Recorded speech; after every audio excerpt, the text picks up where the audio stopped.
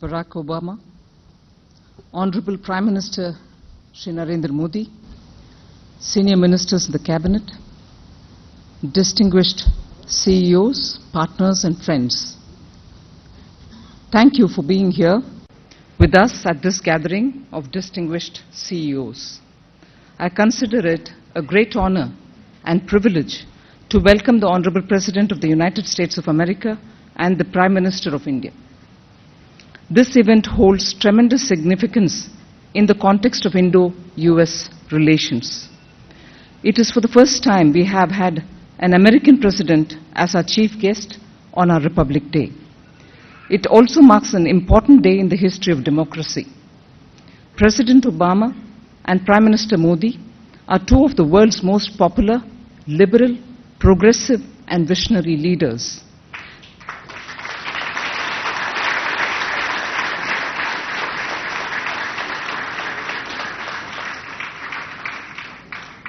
They have both boldly and courageously pushed against obsolete conventions with a level of conviction that is rarely seen in modern governance. As a result, both have achieved what many thought was impossible. President Obama, with his unflinching commitment to reform, has shown the American people and the world at large that idealism and governance are not mutually exclusive. We have watched with admiration from afar as he launched the healthcare and welfare reforms that he believed were vital for the well-being of the American people. By demonstrating strong political will, Prime Minister Modi has galvanized and unified India's many stakeholders, from students to business leaders, farmers to government officials, and made them believe that progress is not only possible but inevitable. Most importantly, President Obama and Prime Minister Modi represent the hopes and ambitions of two great nations. Two nations separated by continents and oceans, but united by their belief in two great values: freedom and enterprise. The Make in India initiative, launched by the Prime Minister of India, Shri Narendra Modi, in September 2014, is built on these very values. It is a call to action to India's citizens and business leaders. It is also an invitation to our partners and investors around the world to manufacture in India and be an integral part of global supply chain. However, Make in India is much more than just a slogan. It is a commitment to change. It is a very special space of time.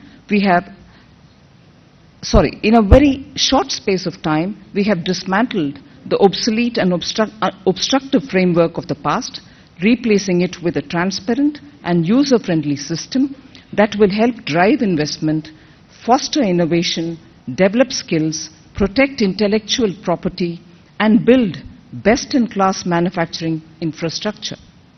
And we have covered a lot of ground in very little time.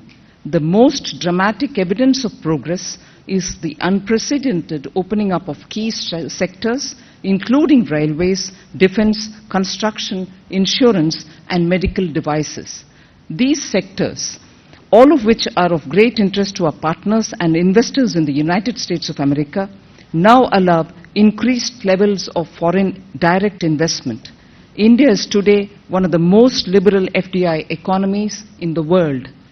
We have also launched an array of measures focused on the ease of doing business in India. Brand new IT-driven application and tracking processes are replacing files and red tape.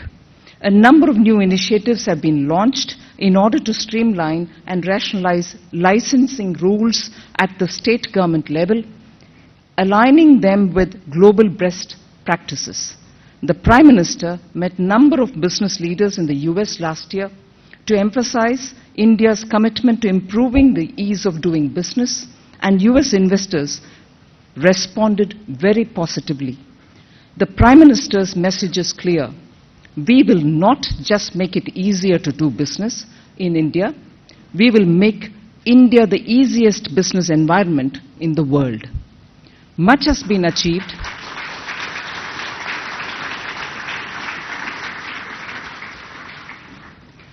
Much has been achieved, but this is only the first step. Going forward, we will need partners that can help us accelerate and amplify this transformation.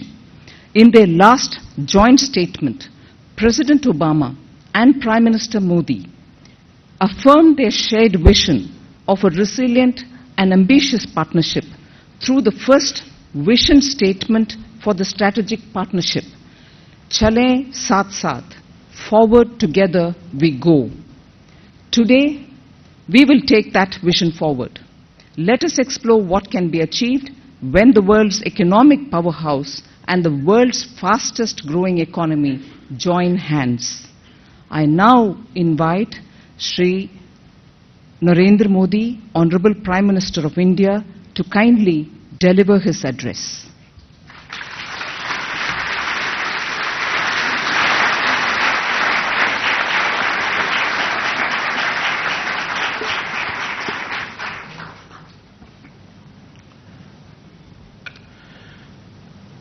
Mr. President, distinguished guests, my heartiest greetings on Republic Day. I am deeply honored to do so as the first Prime Minister born in free India.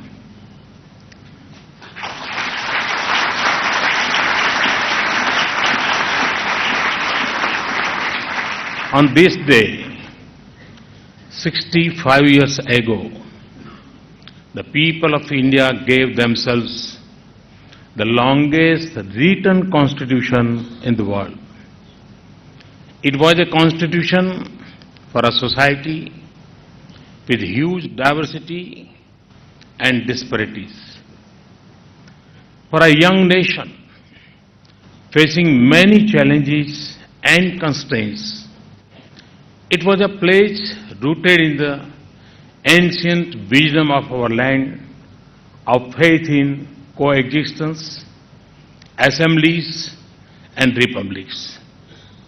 A constitution forged from the highest ideals and inspired by a lofty vision. Vision and values that define India and the United States of America. We are two nations blessed because of the rich inheritance, even more because of generations of Indians and Americans who have perceived and have upheld them.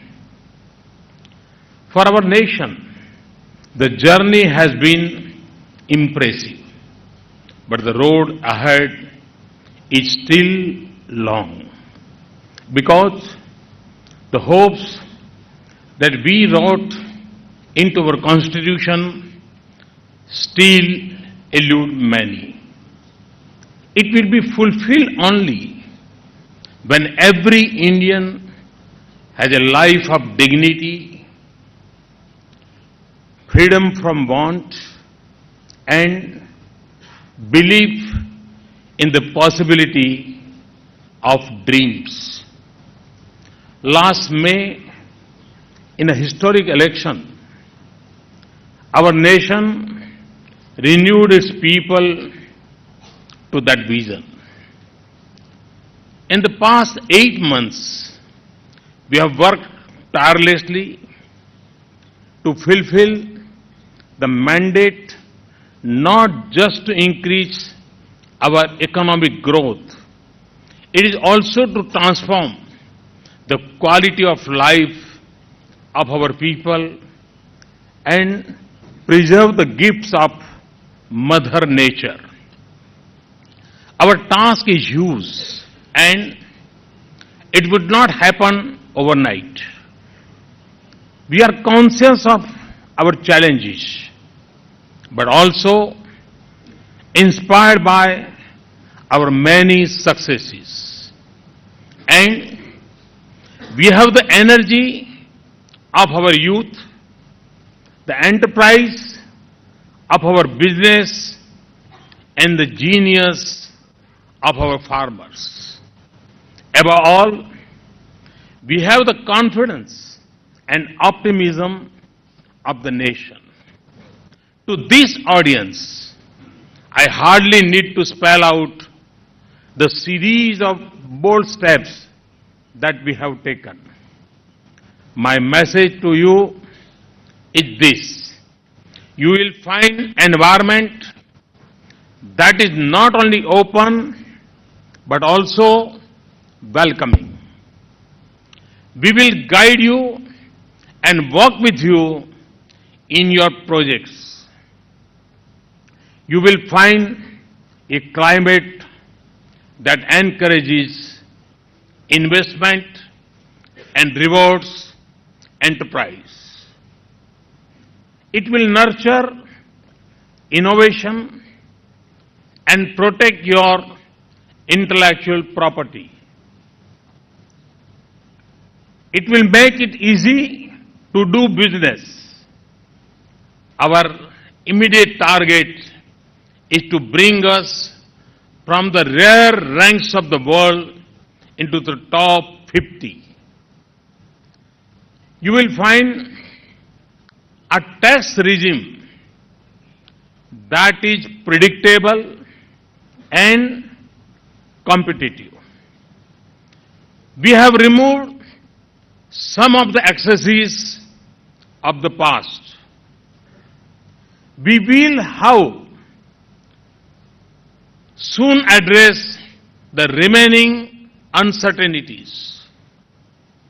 Our goal is an economy where skills, infrastructure, and resources will not be the constraints to growth. In the world of economics, numbers are often an unforgiving mirror to performance. They are telling us that we are on the right path. Our economic growth has increased by a percentage point. Today, business sentiments in India are the strongest among major Asian markets. Consumer confidence in India has turned positive after 3 years. Growth in the 8 core sectors of the economy has increased sharply. Inflation is at 5 years low, and 110 million new bank accounts have opened in the last 4 months. Investments from the United States have jumped by 50% in the first 6 months of my government. And I know that some of the pledges made in September in Washington have begun to flow in. Yes, I do keep track of these things.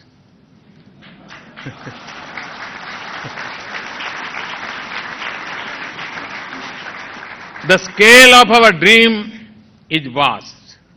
Therefore, the opportunities we offer are huge. We speak of a revolution in our railways. It carries more people daily than the size of the population of 3/4 of the countries in the world. Our ambition of a clean Ganga involves 500 million people, hundreds of towns, and thousands of villages. Our plans of urban waste treatment must deal with more than 500 cities with a population of over 100,000. Our vision of a connected rural India extended to over 600,000 villages, and a roof over the heads of every Indian in the next 7 years needs at least 5 million new dwellings every year. It is not just a policy and strategy that will take us there. Everything we wish to do involve enterprise and investment, but even more, innovation and imagination. Much of our journey to development is still ahead of us, and we will pursue a more sustainable path to prosperity. We make this choice with the natural instinct of our culture and tradition. But we also do this with a commitment to our future. We are more likely to succeed if we offer affordable solutions, not simply impose choices. This requires access to more resources and better technology. That is why I have called for global public action to develop clean energy. In this, we should take a lesson from the past efforts to tackle hunger and many diseases. India's progress is the destiny of 1.25 billion people. But the success of 1/6 of humanity will also be a great outcome for this world. It will be a world with much less poverty and want. Infants with a much better chance to survive. Daughters with a life of opportunity. And a huge global resources in 800 million empowered and skilled youth. India will be an important anchor of stability for the global economy and an engine for its growth. Above all, a prosperous India will be a force of peace and stability in the world.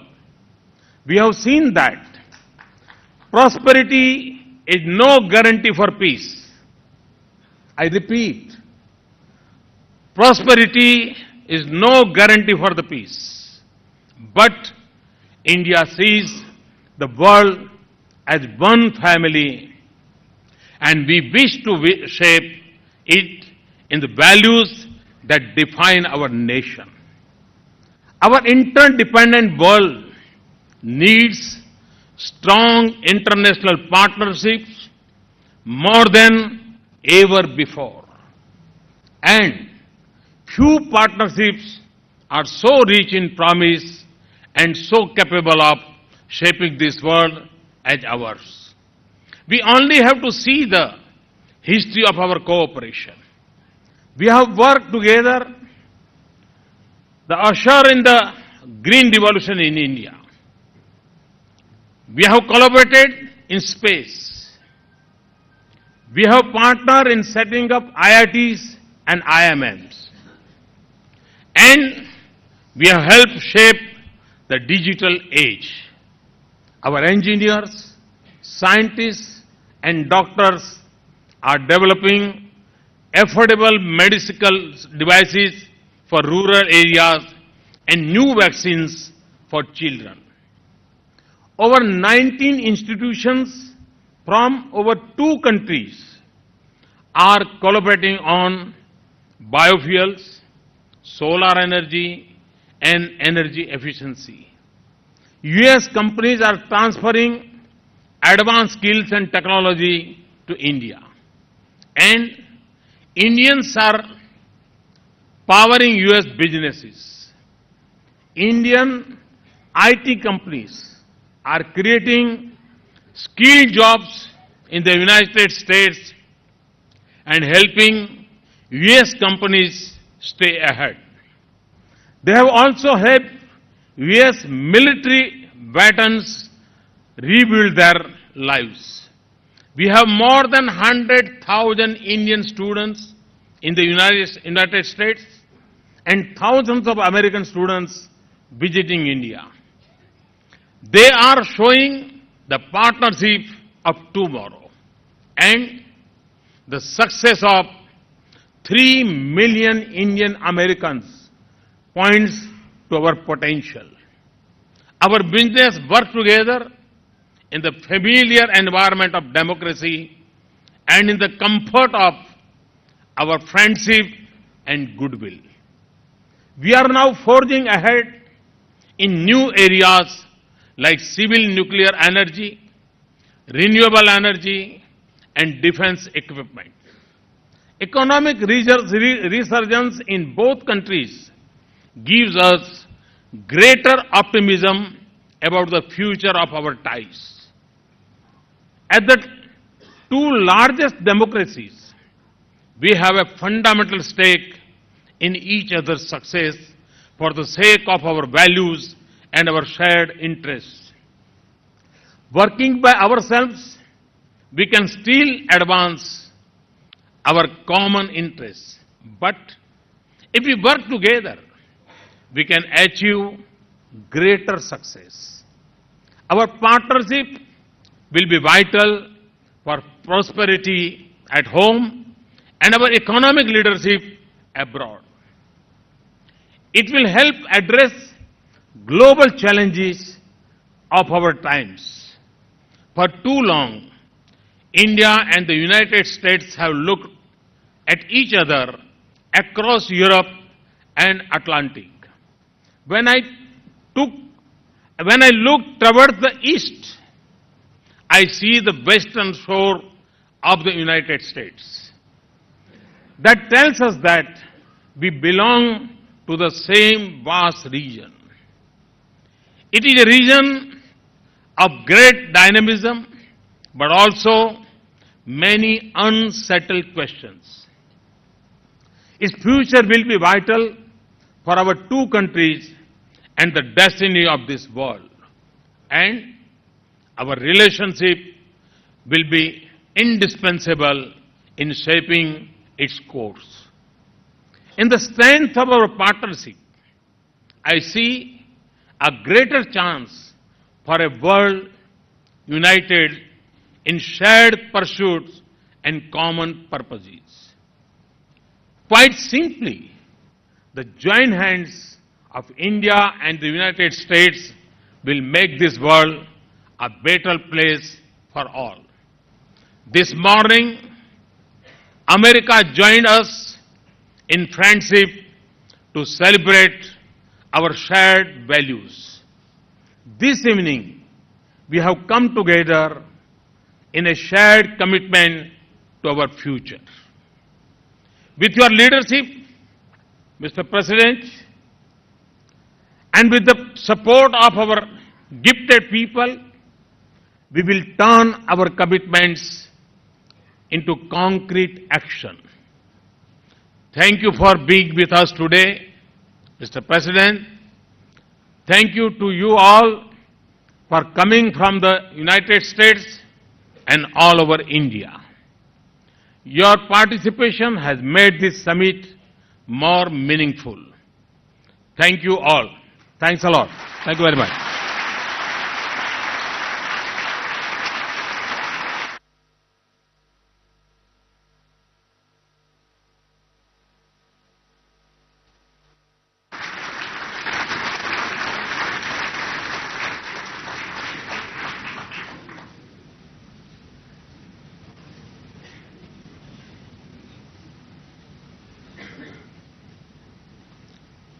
May I now invite the President of the United States of America, Mr. Barack Obama, to kindly deliver his address.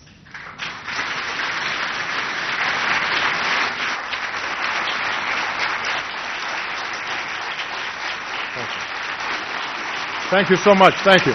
Please. Thank you. Good evening.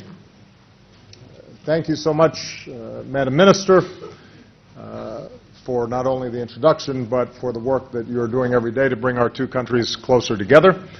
Thank you all for the very warm welcome. I was proud to speak to the U.S.-India Business Council in Mumbai on my last visit to India, and it's good to be with you again. I thank you, CII,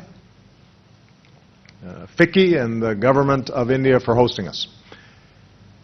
I'm pleased to be joined on this visit by leaders from my administration who are dedicated to expanding the trade and investment between our two countries, and I just want to mention them briefly. Our Secretary of Commerce, Penny Pritzker, the Administrator of the U.S. Agency for International Development, Raj Shah, the President and CEO of our Overseas Private Investment Corporation, Elizabeth Littlefield, and the Director of the U.S. Trade and Development Agency, Lee Zack. Prime Minister Modi, I want to thank you again, both for your invitation to join you on this incredible Republic Day and the wonderful hospitality that you've shown me over the past 2 days.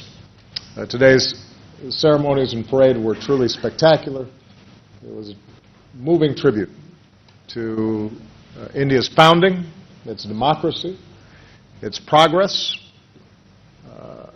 And after all those hours in the reviewing stand together, I figured that the Prime Minister might be tired of me by now, but what's another speech between friends?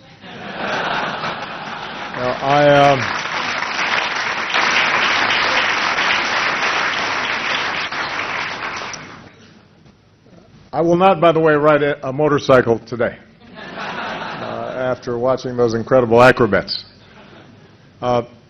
As I said yesterday, even as this visit is rich with symbolism, it's also a visit of great substance. We're advancing the vision that I laid out on my last visit. India and the United States as true global partners. And a core element of this vision is greater trade, investment, and economic partnership. Our two business communities, all of you, have been some of the strongest champions for a closer relationship, and I want to thank you for your commitment. You understand better than anybody that in our globalized world, the fortunes of the United States and the fortunes of India are inextricably linked. We can grow and we can prosper together and establish a set of global norms in terms of how business is done that will benefit not just our two countries, but people around the world. And when I spoke to you on my last visit, I pledged to broaden and deepen our economic ties, and that's what we've done. In the last few years, we've increased trade between our countries by some 60%. Today, it's nearly $100 billion a year, which is a record high. And this is a win-win. It's a win for America and our workers because U.S. exports to India are up nearly 35%, and those exports support about 170,000 well-paying American jobs. At the same time, Indian investment in our country is growing as well. And those Indian investments are supporting jobs across America. You've got high-tech jobs in upstate New York, manufacturing jobs in North Carolina, engineering jobs in places like Michigan and Ohio.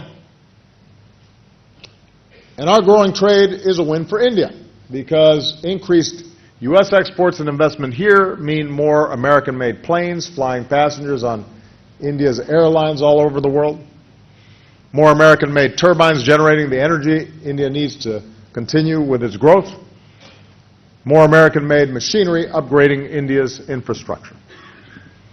And because we've made it easier for foreign companies to sell and invest in America, India's exports to the United States are also increasing. And that means more jobs and opportunities here in India. In the end, that's the purpose of trade and investment, to deliver a better life for our people. And both Indian and American workers are and can benefit even more in the future from close ties between our two countries. So we're moving in the right direction. I want to thank everybody here for the progress that we've achieved together. Now, that said, we all know that the U.S.-India economic relationship is also defined by so much untapped potential. Of all America's imports from the world, about 2% come from India.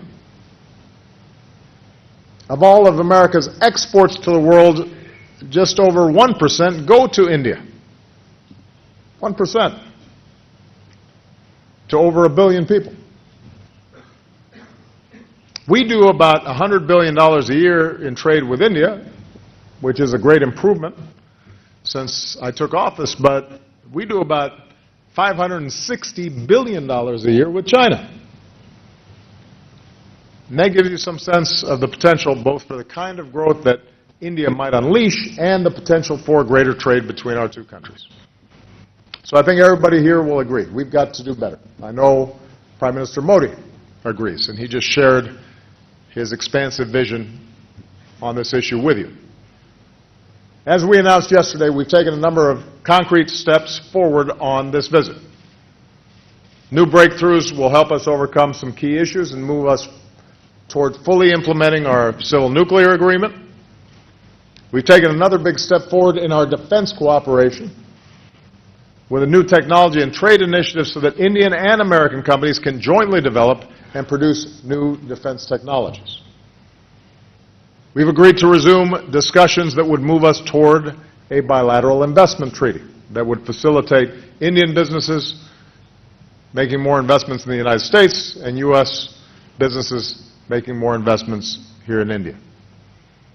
And we've agreed to step up our efforts with a new high-level U.S.-India strategic and commercial dialogue to make sure we're taking concrete steps that build on our progress so that when two leaders share a vision and make agreements, we know that our agencies, our bureaucracies will follow through aggressively, and we can hold them accountable. And President Modi, Prime Minister Modi, I want to thank you for your personal commitment to helping us advance all of these efforts. Today, I'm proud to announce additional steps, a series of U.S. initiatives that will generate more than $4 billion in trade and investment with India and support thousands of jobs in both of our countries. Specifically, over the next 2 years, our Export-Import Bank will commit up to $1 billion in financing to support Made in America exports to India. And OPIC will support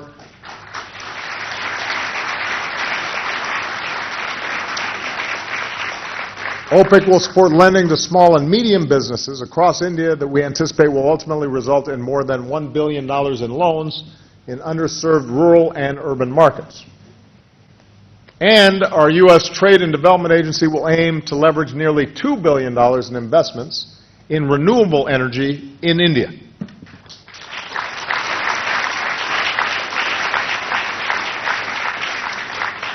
So we're moving forward. There's new momentum, there's new energy, new hope that we can finally begin to realize the full potential of our economic relationship. And I want to close by suggesting several specific areas where we need to focus. First, we have to keep working to make it easier to do business together in both our countries. For the past 2 years, business leaders like you have voted America as the best place in the world to invest. I'm pretty happy about that.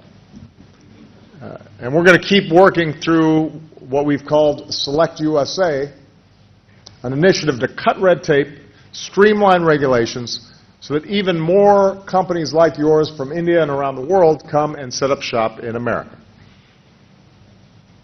Now here in India, as the Prime Minister just discussed, there's still too many barriers, hoops to jump through, bureaucratic restrictions that make it hard to start a business or to export, to import, to close a deal, deliver on a deal.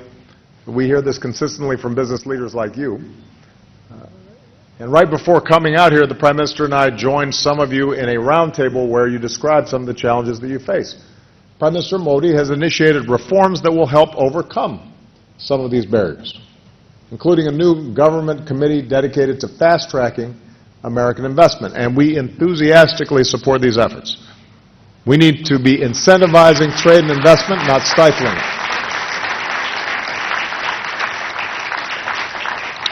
We need to be fostering a business environment that's more transparent and more consistent and more predictable. In knowledge-based economies, entrepreneurs and innovators need to feel confident that their hard work and, in particular, their intellectual property will be protected. Second, we can work together to develop new technologies that help India leap forward. And I know I speak for the American companies represented here when they say they're ready to partner with Indian firms to build next-generation trains that run on cleaner energy and to lay the new railways India needs for the future. They're ready to help upgrade roads and ports and airports to make it easier for Indians to connect with each other and with the world. They're ready to install broadband connections to give communities reliable access to the Internet and to help build the smart cities that Prime Minister Modi has called for. And on this visit, we've paved the way to mobilize American expertise and investment in 3 of these cities. And we'll send 2 trade missions to India this year, focused specifically on upgrading India's infrastructure. And finally, and I know this is something that is of great concern to Prime Minister Modi, and it's of great concern to me in the United States, we need to make sure that economic growth in both our countries is inclusive and sustained. India's astonishing growth in recent decades has lifted countless millions out of poverty and created one of the world's largest middle classes. There's an important lesson in that. Growth cannot just be measured by the aggregate. It can't just be measured by GDP. It can't just be measured by the bottom line on a balance sheet. Growth in the end has to make people's lives better in real, tangible, and lasting ways. Prime Minister Modi has laid out an ambitious vision for the future that lifts up India and its people. And I know that the Prime Minister has even taken to sweeping the street himself. And the CEOs are following his lead.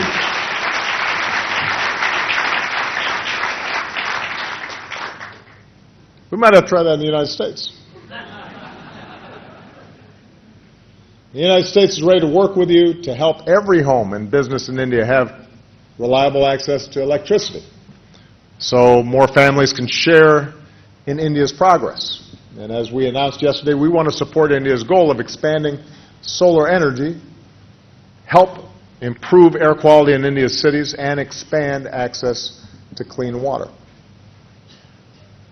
There's good business sense, by the way, in being environmentally sound. And one of the great potentials for India and one of the necessities for the world is that we find ways to lift people out of poverty and provide them power in ways that are sustainable and allow you to leapfrog over some of the dirty development strategies of the past directly into the clean strategies of the future. As you work to give every Indian household a bank account, American companies are ready to help to make sure these accounts can help Indians in their day-to-day lives by digitalizing retail transactions. As we grow, we have to do it responsibly and stay true to our values and uphold basic standards and rule of law. We have to keep striving to protect the rights of our workers, to make sure that our supply chains are sourced responsibly. Today, I'm also proud to announce a new public-private partnership to help millions of proud Indian Americans directly invest in India's future. Our new Indian Diaspora Investment Initiative will allow folks back home to generate a new stream of financing for Indian businesses that are investing in non-traditional and too often overlooked markets, whether it's providing health care to rural communities or improving water and sanitation, to opening up some of those new bank accounts. And this can be another spark in India's economic engine. I know from talking with so many Indian Americans that they are very excited about this opportunity. They're ready to do even more to help unleash India's success. And it's just one more example of how much we can achieve, how much more good we can do if we keep working together, as governments and as business and as citizens. Let's make it possible for a young woman in a rural village to start a business with a partner in America that will change both their lives.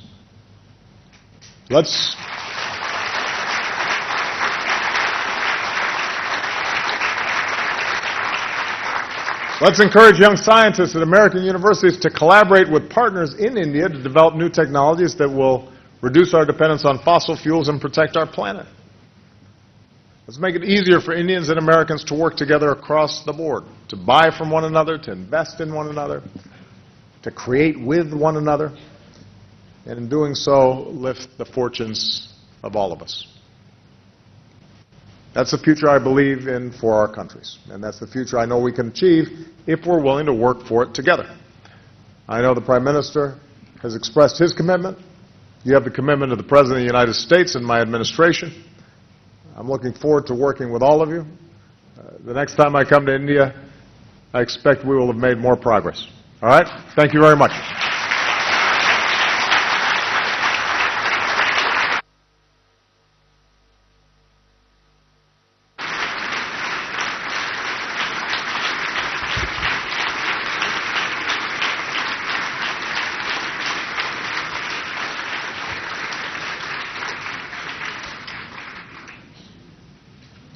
Honorable President Obama, Honorable Prime Minister Modi, senior ministers, distinguished CEOs, partners and friends, I would like to express my heartfelt thanks to the two most inspiring, progressive and visionary leaders of the world for being with us on this unique occasion. I would also like to thank the distinguished gathering of senior ministers, friends, partners and stakeholders. Your faith, your goodwill, and your support will be a driving force behind this transformational relationship. There is one factor that is key to this transformation, something far more crucial than investment, technology, and policy. That is partnership. Today, by laying the foundation for a powerful new bilateral partnership, you have all become a part of this change. The next phase will be an exciting and challenging one. Imagine what can happen when the capital and technological expertise of the world's most advanced economy meets the scale and ambition of the world's fastest growing economy. The possibilities are endless. But one thing is certain. The world will be a better place as a result of this friendship.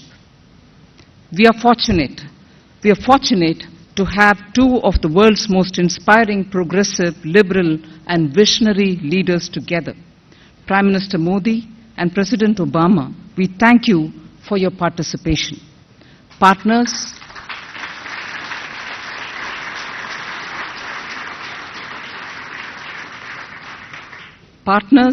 and friends, we thank you all for being here and thank you for believing in this dream that we call India. Thanks very much.